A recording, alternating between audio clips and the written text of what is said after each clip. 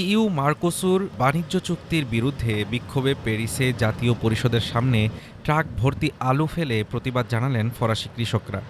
ফুটেজে দেখা যায় প্যালেস বোরবোর দিকে যাওয়ার রাস্তাগুলো আলুতে ভরে গেছে।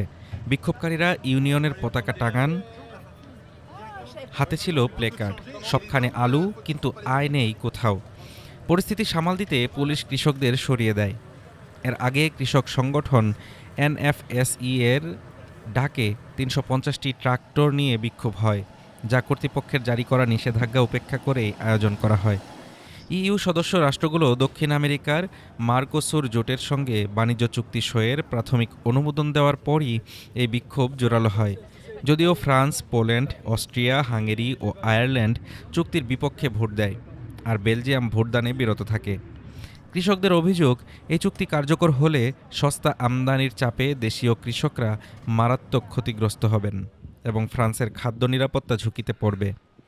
ইউরোপের সবচেয়ে বড় কৃষি উৎপাদক দেশ ফ্রান্সে গত কয়েক মাস ধরেই এই চুক্তি ও বাড়তে থাকে উৎপাদন খরচ।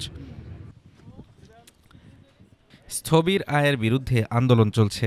প্রেসিডেন্ট ইমানুয়েল ম্যাক্রো প্রকাশ্যে চুক্তির বিরোধিতা করলেও আগামী শনিবার প্যারাগুয়েতে চুক্তিটি সই হওয়ার সম্ভাবনা রয়েছে। তবে চুক্তি সই হলেও তাৎক্ষণিকভাবে কার্যকর হচ্ছে না।